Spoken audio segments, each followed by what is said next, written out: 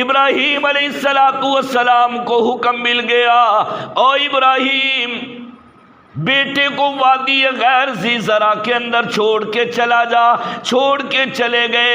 اللہ نے پھر حکم دے دیا آنے والے وقتوں میں ابراہیم علیہ السلام تو چھوڑ کے چلے گئے، سیدہ ہاجرہ بیٹے کی محبت دل کے اندر تڑپتی ہے، ارے بیٹے کا پانی ختم ہو گیا، کھانا پینا ختم ہو گیا، ماں کی چھاتیوں کا دودھ بھی خشک ہو گیا۔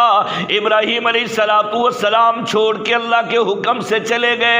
سیدہ ہاجرہ اپنے بیٹے کے لیے پانی کی تلاش میں نکلی، صفا مروہ کے ساتھ چکر لگائے۔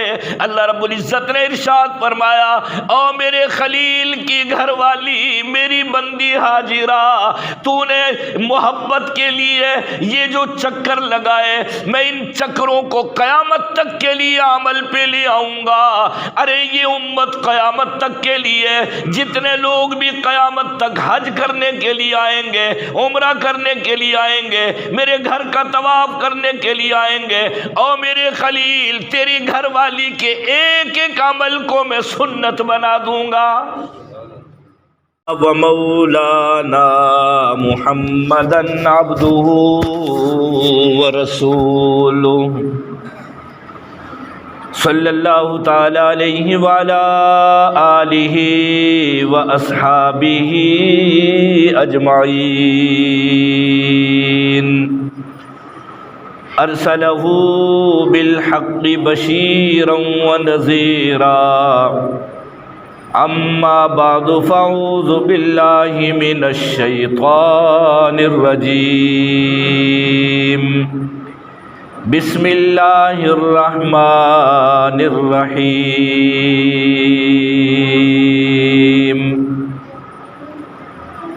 الحج اشہر معلومات، فمن فرض فیہن الحج فلا رفث ولا فسوق ولا جدال فی الحج۔ فقال النبی صلی اللہ تعالی علیہ وسلم، انا خاتم النبیین لا نبی بعدی، آمنت باللہ صدق اللہ العظیم وبلغنا رسولہ النبی الکریم الامین، ونحن على ذلك لمن الشاہدین والشاکرین، والحمد للہ رب العالمین۔ درود شریف۔ اللہم صلی علی محمد وعلی آل محمد کما صلیت علی ابراہیم وعلی آل ابراہیم انک حمید مجید۔ اللہم بارک علی محمد وعلی آل محمد کما بارکت علی ابراہیم وعلی آل ابراہیم انک حمید مجید۔ مکرم سامعین، محترم حاضرین، انتہائی قابل صد احترام میرے بھائیوں، قرآن مجید فرقان حمید حج کے متعلق ایک آیت مبارکہ آپ حضرات کے سامنے تلاوت کی ہے۔ دعا فرمائیں اللہ تعالیٰ مختصر سے وقت میں اس آیت کے ضمن میں صحیح کہنے کی توفیق نصیب فرمائے۔ یہ مبارک اور بابرکت مہینے اور ایام چل رہے ہیں، اللہ تعالیٰ ان ایام کی قدر ہمیں نصیب فرمائے۔ حج کے مہینے ہیں۔ گزشتہ خطبہ جمعہ میں ابراہیم علیہ السلام کے امتحانات کا تذکرہ تھا۔ جتنا انسان اللہ کے قریب ہوتا ہے اتنی زیادہ آزمائشیں ہوا کرتی۔ اللہ تعالیٰ اپنے بندوں کا امتحان لیتے ہیں، کافروں کی آزمائش نہیں ہوا کرتی، کبھی کوئی زندگی میں ہو جائے، ورنہ امتحانات اللہ تعالیٰ اپنے بندوں کے لیتے ہیں، اور بندوں میں جتنا جو قریب ہوتا چلا جائے گا اتنا ہی آزمائش والا بنتا چلا جائے گا۔ ابراہیم علیہ السلام کو اللہ تعالیٰ نے خلیل فرمایا، یہ خلیل اللہ ہے، میرا خلیل ہے۔ خلیل کا معنی دوست ہوتا ہے۔ اللہ تعالیٰ نے فرمایا ابراہیم علیہ السلام میرا دوست ہے۔ اب دوست دوست کا سہارا ہوا کرتا ہے، لیکن اللہ تعالیٰ نے اپنے دوست کا امتحان لیا۔ یار امتحان وہ لیتا ہے جسے پتہ نہ ہو یہ کتنے پانی میں، یہ کتنے اخلاص میں، اس کی نیت میں کوئی گڑبڑ تو نہیں، علم میں کوئی کمزوری تو نہیں، عمل میں کہیں کچا تو نہیں۔ اللہ تعالیٰ کو پتہ تھا کہ میرا خلیل علم میں بھی مضبوط، عمل میں بھی مضبوط، دوستی میں بھی مضبوط، اور دل و جان سے زیادہ اپنے رب سے پیار کرتا ہے۔ یہ سب کچھ اللہ تعالیٰ کو پتہ تھا، اس کے باوجود اللہ تعالیٰ نے امتحان لیا۔ کیوں؟ ہمیں بتانے کے لیے، قیامت تک آنے والے لوگوں کو سمجھانے کے لیے کہ میں اپنے بندوں کا امتحان لیا کرتا ہوں۔ کہیں ایسا نہ ہو تمہیں کلمہ مل جائے، ایمان مل جائے، اور میری ذات کا تعارف بھی مل جائے، پھر کسی مصیبت میں مبتلا ہو جاؤ، کہیں اس مبتلا سے گھبرا کر، اس مصیبت سے گھبرا کر اپنے رب کو نہ چھوڑ دینا۔ وہ آزمائشیں صرف ہمیں سمجھانے کے لیے تھی۔ آج ہم ہیں، تھوڑی سی کوئی پریشانی آ جائے فوراً اللہ کو بھلا دیتے۔ اللہ تعالیٰ نے فرمایا نہیں نہیں نہیں میرے بندے، خوشی میں بھی یاد رکھ، غمی میں بھی یاد رکھ، مال زیادہ ملے پھر بھی میرا شکر ادا کر، مال کم ملے پھر بھی مجھے یاد رکھ، صبر شکر کرتا رہے، تیری زندگی میں برکت ہوگی، مال میں برکت ہوگا، ہے جی، مرنے کے بعد والی زندگی اس میں بھی سکون ملے۔ یہ ساری چیزیں اللہ نے ہمیں سبق کے طور پہ بتائی۔ ابراہیم علیہ السلام کے امتحانات ہوئے، اور سب سے آخری اور جو بڑا امتحان تھا نا، جسے قرآن نے فرمایا ان ھذا لہو البلاء العظیم، یہ سب سے بڑا امتحان تھا۔ اگلے جمعے انشاءاللہ اس کا ذکر کروں گا۔ ابراہیم علیہ السلام اپنے بیٹے کے گلے پہ چھری چلاتے، اللہ تعالیٰ نے خلیل سے بیٹے کی قربانی مانگی، بہت بڑا امتحان ہے۔ آج میں بھی ہوں، آپ بھی ہیں، بڑے بڑے لوگوں کو دیکھ لیں، اولاد کے لیے ایک دوسرے کو برا بھلا کہہ دیں گے، ایک دوسرے کا گلا کاٹ دیں گے، اولاد جی حلال کرے حرام کرے اس کی ہاں میں ہاں ہے، دوسرا اگر کوئی صحیح بھی کرے گا ہم اسے غلط کہیں گے۔ اولاد کے لیے بڑا کچھ کیا جاتا ہے۔ اللہ رب العزت نے ارشاد فرمایا میرے بندے، اولاد سے پیار اتنا کر جتنا تیرا اس سے تعلق ہے، رب سے پیار اتنا کر جتنا رب سے تعلق ہے۔ ہر تعلق ٹوٹ جائے گا، اللہ کا تعلق انسان سے نہیں ٹوٹ سکتا، اور سب سے بڑا گہرا تعلق وہ اللہ کی ذات کے ساتھ۔ آزمائشیں زندگی میں کیوں آتی ہیں؟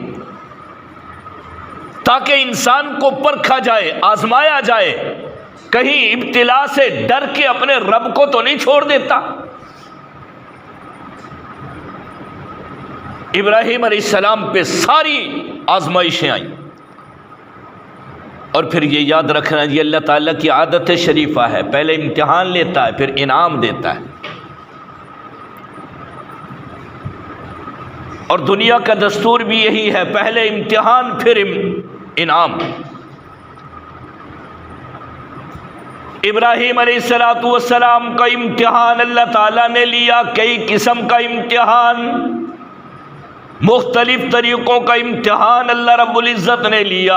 اللہ رب العزت نے خود ارشاد فرمایا او میرے خلیل، میں نے امتحان لیا، ہر امتحان کے اندر میرا خلیل کامیاب ہو گیا، وہ 100/100 نمبر دے کر پاس ہو گیا، کامیاب ہو گیا۔ او میرے خلیل، اب انعام دوں گا، اور انعام ایسا دوں گا، ایسا دوں گا، وہ انعام کا تذکرہ قیامت تک ہوتا رہے گا۔ تیری ایک ایک ادا کو میں نے پسند کر لیا، اتنا پسند کیا قیامت تک یہ ادا جاری رہیں گی۔ ارے تو نے بیٹے کے گلے پہ چھری چلائی، قربانی کا دمبا میں نے بھیج دیا، بیٹے کے بدلے میں دمبے کی قربانی کر دی۔ او میرے خلیل، اب قیامت تک یہ قربانی کا سلسلہ چلتا رہے گا، لوگ قربانی کرتے رہیں گے، لیکن تیرے عمل کو اپنا کرنے کی وجہ سے میں رب وعدہ کرتا ہوں، او میرے خلیل، قیامت تک جتنے لوگ بھی قربانی کریں گے وہ بچڑے کی قربانی کریں گے، گائے بکرے کی دمبے کی قربانی کریں گے، نامہ اعمال کے اندر پورے بیٹے کی قربانی کا اجر و ثواب لکھ دوں گا۔ کتنا بڑا ثواب ہے، وہ ادا اللہ نے پسند کی ہے نا۔ ابراہیم علیہ السلام کو حکم مل گیا، او ابراہیم بیٹے کو وادی غیر ذی زرع کے اندر چھوڑ کے چلا جا۔ چھوڑ کے چلے گئے، اللہ نے پھر حکم دے دیا آنے والے وقتوں میں ابراہیم علیہ السلام تو چھوڑ کے چلے گئے، سیدہ ہاجرہ بیٹے کی محبت دل کے اندر تڑپتی ہے، ارے بیٹے کا پانی ختم ہو گیا، کھانا پینا ختم ہو گیا، ماں کی چھاتیوں کا دودھ بھی خشک ہو گیا۔ ابراہیم علیہ السلام چھوڑ کے اللہ کے حکم سے چلے گئے، سیدہ ہاجرہ اپنے بیٹے کے لیے پانی کی تلاش میں نکلی، صفا مروہ کے ساتھ چکر لگائے۔ اللہ رب العزت نے ارشاد فرمایا، او میرے خلیل کی گھر والی میری بندی ہاجرہ، تو نے محبت کے لیے یہ جو چکر لگائے، میں ان چکروں کو قیامت تک کے لیے عمل پہ لے آؤں گا۔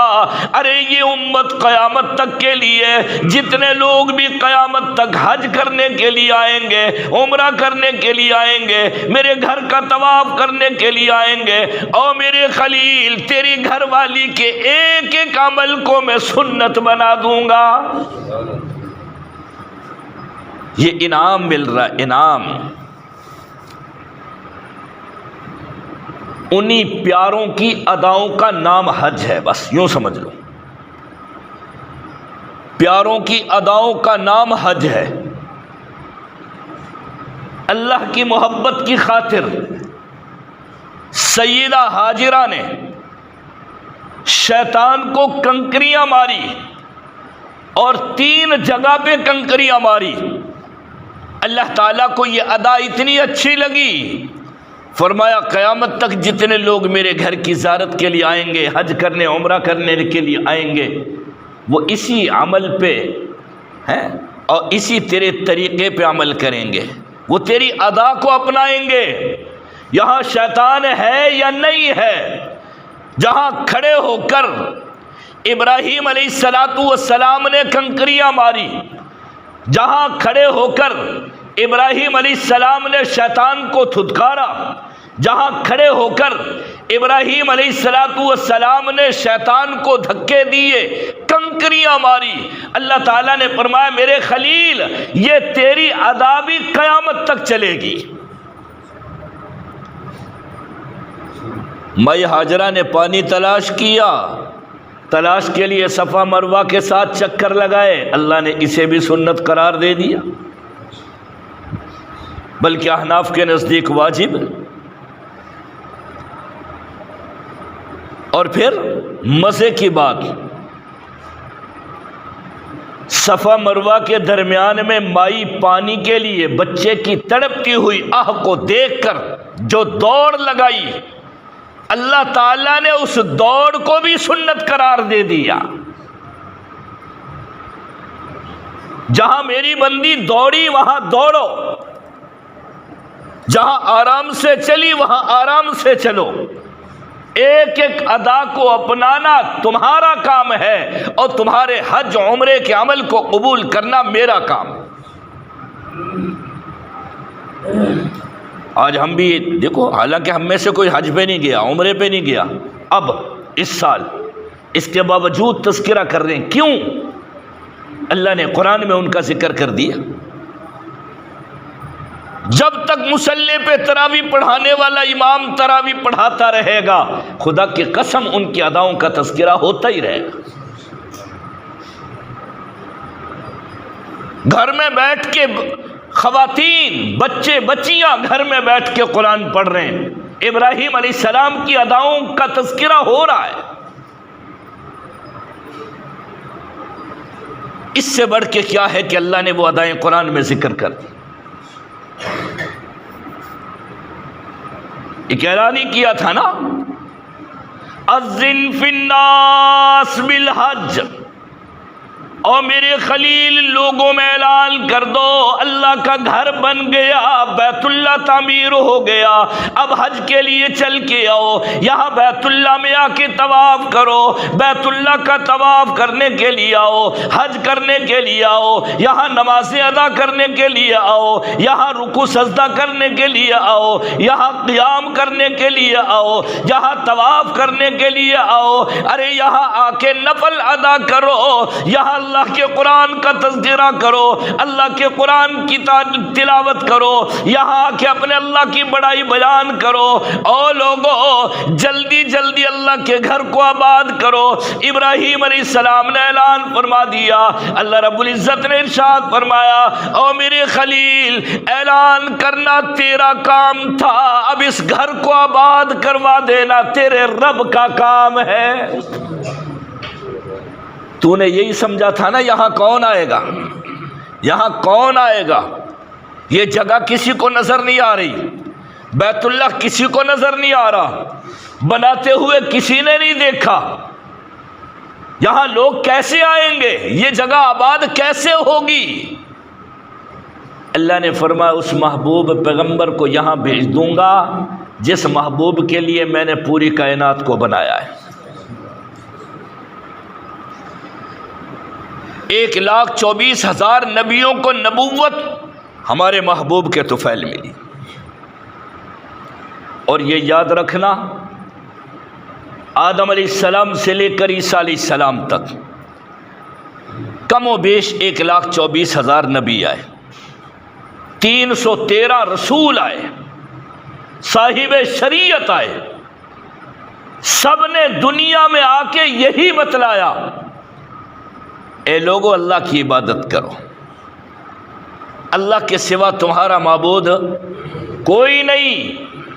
اور ہاں یاد رکھنا یہ نبیوں کی تعلیم ہے جو ہر نبی نے اپنی امت کو دی۔ ہر نبی نے اپنی امت سے یہ 2 جملے فرمائے، اللہ کی عبادت کرنی ہے، اور جب آخری نبی آ جائے جس کا نام نامی اسم گرامی محمد صلی اللہ تعالی علیہ وسلم ہوں گے، جب وہ آخری نبی آ جائے پھر سارے نبیوں کی نبوت ختم ہو جائے گی، پھر اس کی اطاعت ضروری ہو جائے گی۔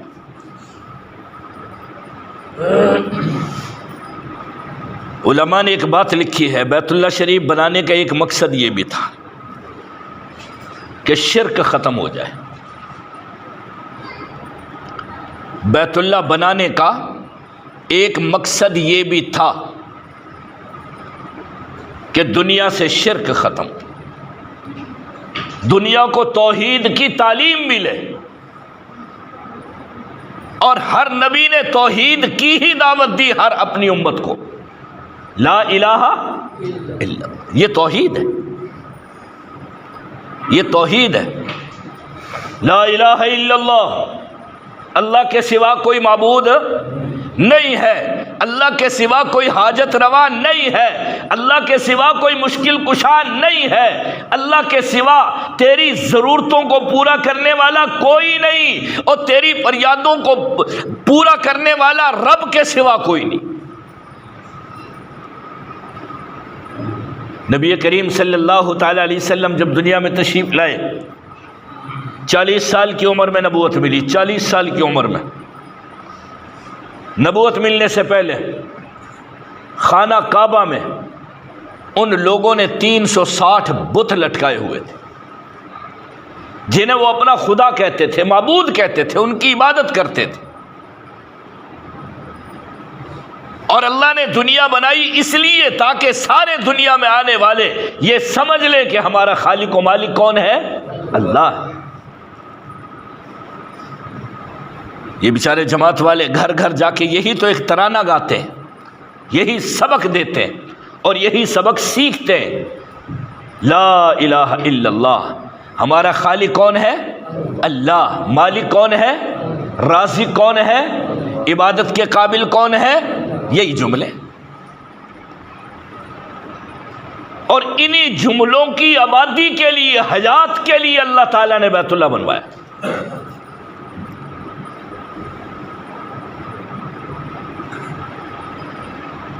جب ہجرت فرما کے اللہ کے نبی مدینہ پاک چلے گئے نا، ہجرت سے پہلے کافروں کا زور تھا، سب جانتے ہیں۔ مکے میں کفار کا زور تھا، چودراہٹ ان کے پاس، سرداری ان کے پاس، مال و دولت ان کے پاس، حکم ان کا چلتا تھا، ابو جہل صاحب کا، ابو لہب کا، عتبہ شیبہ کا، ولید کا۔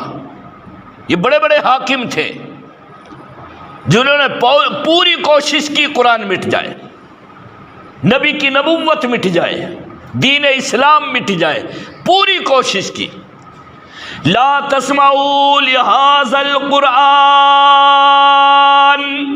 ابو جہل نے مکے کے اندر چوکوں میں، بازاروں میں اعلان کر دیا، او مکے والو، یہ نبی تمہیں قرآن سنائے گا، تمہیں قرآن سننے کی اجازت کوئی نہیں، تمہیں یہ کلمے کی دعوت دے گا، اس کی دعوت سننے کی اجازت کوئی نہیں، کلمہ پڑھنے کی اجازت کوئی نہیں، ارے یہ ہمارے بتوں سے تمہیں روکے گا، رکنے کی میری طرف سے اجازت کوئی نہیں۔ وہ سمجھ رہے تھے سرداری ہماری ہے، مسلمان سردار بھی بن جائے نا تو وہ یہی کہتا ہے کہ سرداری کس نے دی ہے؟ اللہ نے دی۔ وہ شکر ادا کرتا ہے، گاؤں کا چودھری ہے، بڑا آدمی ہے، رئیس ہے، سردار ہے، کوئی ممبر ہے، ایم این اے، ایم پی اے، کوئی بھی عہدہ مسلمان کو مل جائے تو مسلمان شکرانے کے طور پہ یہی کہتا کہ یہ میرے اللہ نے دیا ہے، یہ مسلمان کا کام ہے۔ اور کافر کیا کہتا؟ یہ میرا ذاتی کام ہے، اب میری چودراہٹ مجھ سے کوئی نہیں لے سکتا، میں سردار بن گیا، میری سرداری ہمیشہ رہے گی۔ مسلمان کہتا نہ نہ نہ نہ، بڑا بھی اللہ نے بنایا، عزت بھی اللہ نے دی، اور عزت رکھنے والا بھی وہی۔ انہوں نے اعلان کر دیا کہ نبی کی نبوت نہیں چلے گی، کلمہ نہیں چلے گا، دین اسلام نہیں چلے گا، قرآن نہیں چلے گا۔ کیوں؟ یہ ہمارا حکم ہے۔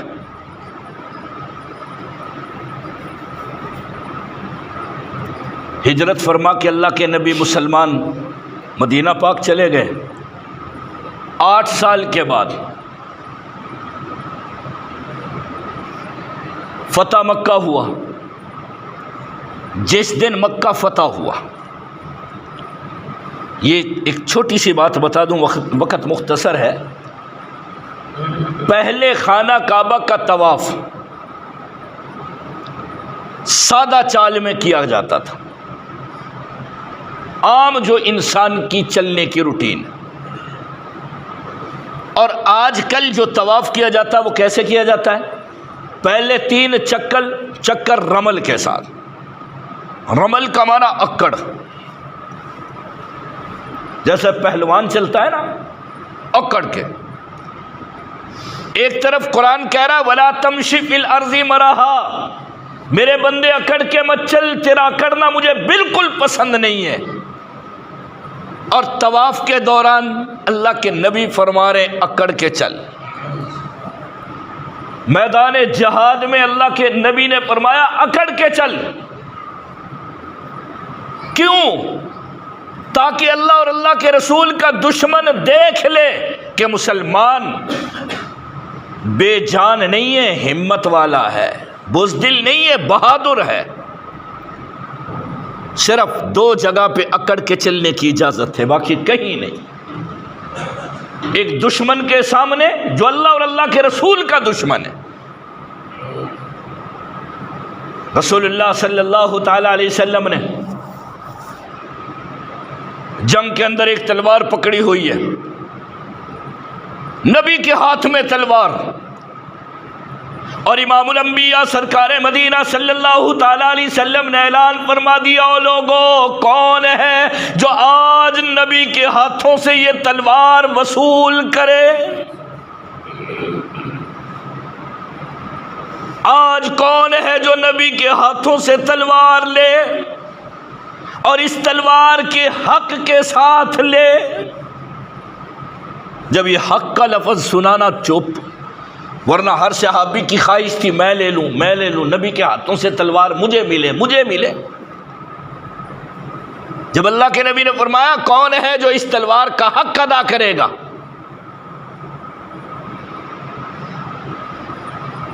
एक सहाबी, नौजवान सहाबी, अरे सर पे सुर्ख पट्टी बंधी हुई, मेरे महबूब के सामने आके खड़ा हो गया, या रसूलुल्लाह सल्लल्लाहु ताला अलैहि वसल्लम, इस तलवार का हक क्या है? मेरे महबूब ने इरशाद फरमाया, ओ नौजवान, इस तलवार का हक ये है कि किसी मुसलमान पे न चले।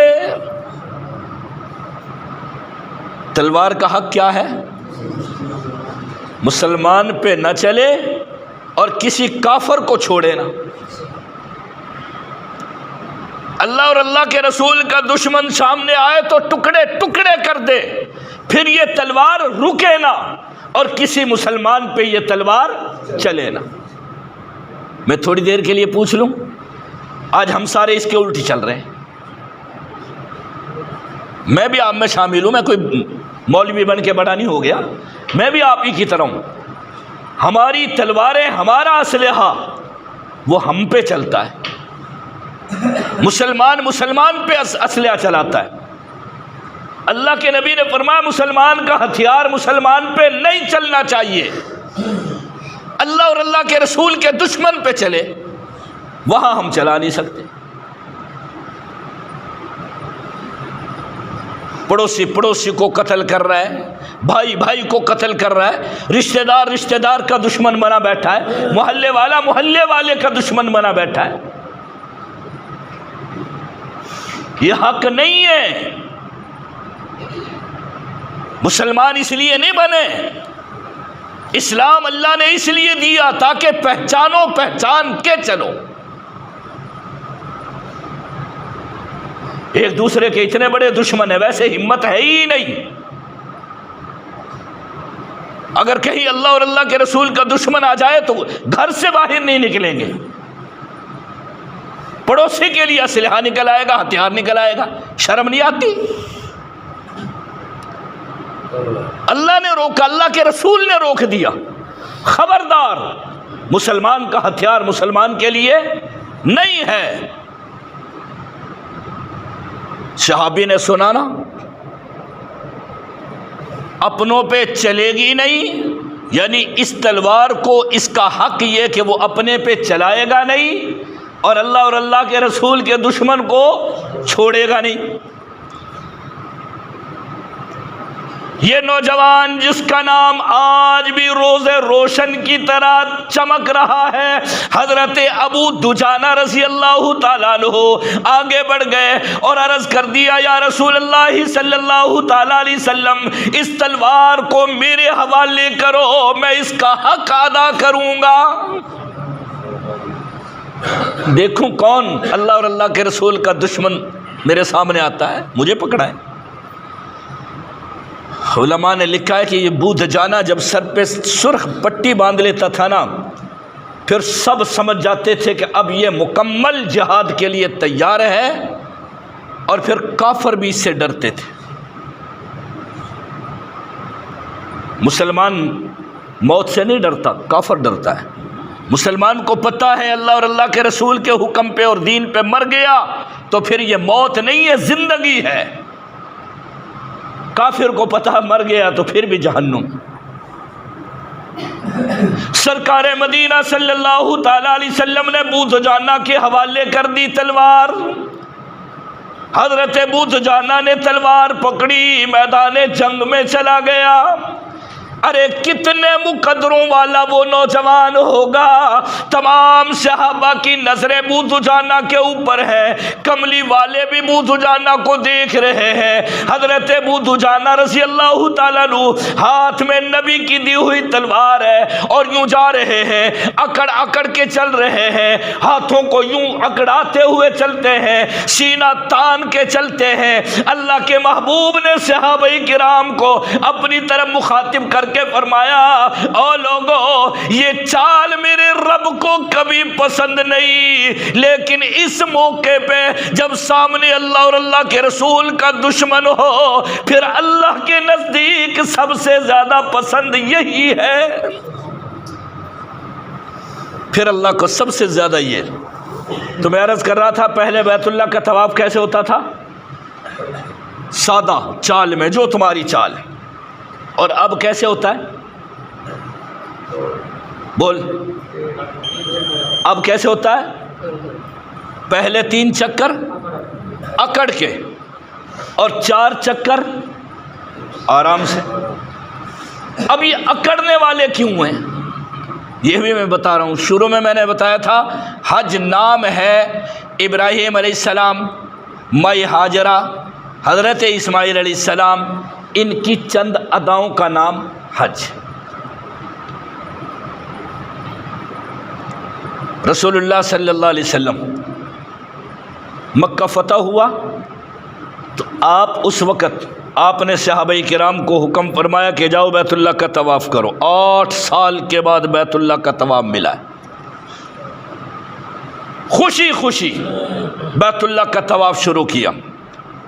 जो इस्लाम दुश्मन थे ना, बड़े बड़े मक्के के सरदार जो इस वक़्त में मौजूद थे, जिंदा थे, वो अपनी छतों पे खड़े होकर देख रहे थे। कुछ लोग हरम में आके देख रहे थे, खाना काबा के सहन में आके लोग तमाशा देख रहे थे कि ये वो थे जो हमने जलील करके यहाँ से निकाले थे, आज फिर इज्जत के साथ आ गए। हमने बैतुल्लाह के तवाफ पे पाबंदी लगाई और आज आज़ादाना फिर तवाफ कर रहे हैं। जब वो तमाशा देखने के लिए आए ना, तो मुसलमान आजिज़ी करता है, जो भी इबादत करता है ना, ये आखिरी अल्फाज है मेरे, वो आजिज़ी के साथ करता है। नमाज पढ़ता है तो अकड़ के नहीं खड़ा होता, नमाज पढ़ता ऐसे, रुकू सजदा आजिज़ी के साथ, क्योंकि इंसान न्याज़मंद है, वो बेनियाज। हम मोहताज हैं, अल्लाह किसी का मोहताज नहीं। अब जब इन्होंने तवाफ़ शुरू किया ना, जो काफर खड़े तमाशा देख रहे थे ना, वो खिल खिला के हंसे, जोर से हंसे और हंस के कहने लगे, हाँ देखा, पता चल गया ना, जब हमारे शहर में मक्के में रहते थे, खा खा के मोटे ताज़ा और तगड़े जवान थे, और जब मदीने में गए तो बेचारों को खाना भी पूरा नहीं मिलता, देख कमज़ोर होके आए, चला भी नहीं जा रहा। ये तो बेचारे आजिज़ी से चल रहे थे, झुक झुक के चल रहे थे तवाफ़ करते हुए, और काफिर क्या कह रहे थे, देखो बेचारे जिस्म में जान ही नहीं है, बेजान होके चल रहे हैं, पतले दुबले लागिर होके आए, कमज़ोर हो गए। वहाँ जाके अल्लाह के नबी ने फरमाया, अब इनको अकड़ दिखाओ ज़रा, है जी, अकड़ दिखाओ।